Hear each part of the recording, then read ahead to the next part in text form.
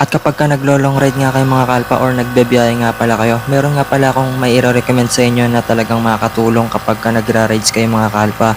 Ito nga pala yung car air pump. Ang kagandahan dito ay portable na rin ito. So kasyang-kasya ito sa U-Box mo. Marami ka pang may lalagay dyan sa U-Box mo mga kalpa dahil hindi siya ganong kakain ng maraming space. So kung ako sa'yo, yung importanteng bala lang yung dadalin mo at yung portable car air pump at yung hose niya. So dito meron siyang manual guide mga kalpa. At napaka-basic nga lang pala niyang gamitin. So ito nga pala yung mga ibang bala niya. At ang kagandahan dito ay USB Type-C na rin siya kapag ka i-charge mo.